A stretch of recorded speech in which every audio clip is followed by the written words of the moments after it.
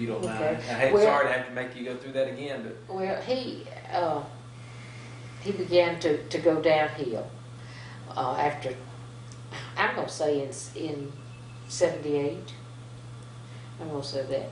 And he went into the hospital in Dothan, and they tried to do a heart cath.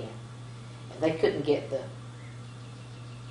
whatever they stick up, the groin, they couldn't make it go.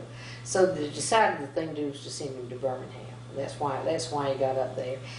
And when he was up there, they didn't really find anything wrong with his heart, but he had the diabetes, and he had the prostate thing, you know, set in. And he was up there maybe in 78, maybe a month.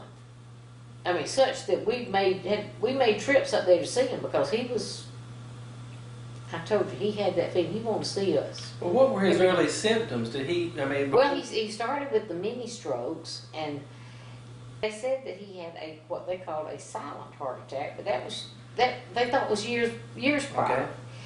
Okay. And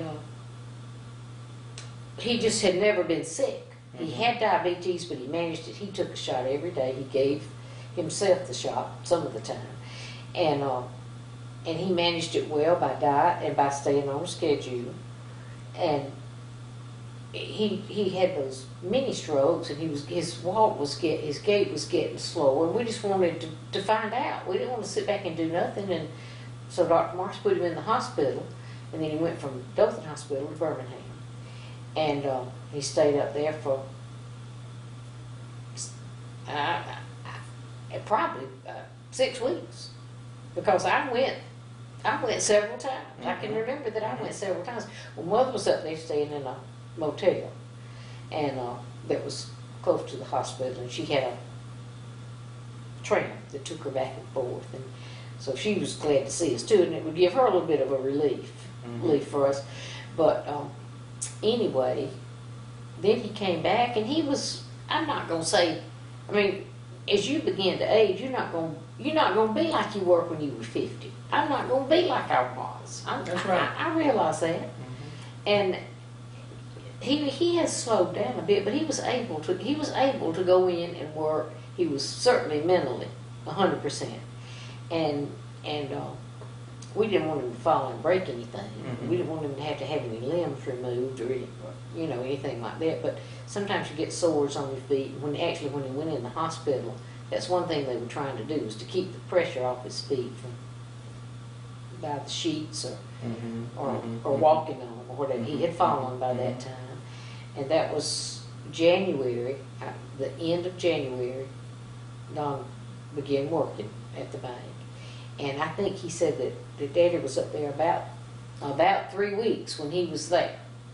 So he went into the hospital in late January or early February, and he never came out. What was the last thing that you remember him saying? Was it just small talk to you, or just do you remember anything? Remember a conversation? Or? Alan, the conversation that I remember, when I would go down there, and I was working at the bank, but he'd want to know what's going on at the bank. He would ask pertinent questions about the bank, and we couldn't, of course, couldn't talk if the nurse came in the room. But that's what he would want to know about, or he'd want to know about our children, what they were doing.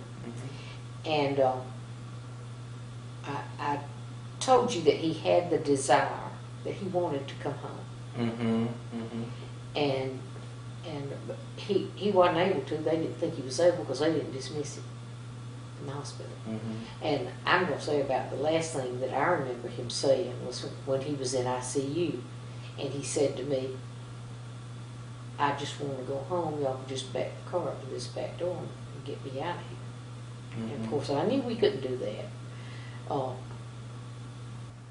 Now, the afternoon that we went down there, well, we were at the bank. Mark was there, Don was there, I was there. As much as I could be, I was on pain relievers. I was on muscle relievers, and I was just but anyway, the three of us went down there. Mother called and said, "I think y'all need to come." Now, I can't think that Mila was there. I don't remember her being there, but Mila had little children. She had babies that she had to see about. And so anyway, we got down there, and we went in, and I stayed out with Mother, and Don and Mark went back to see him.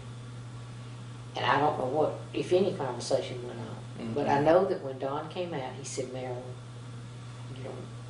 you don't need to go in.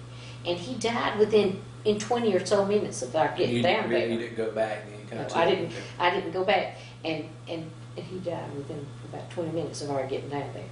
So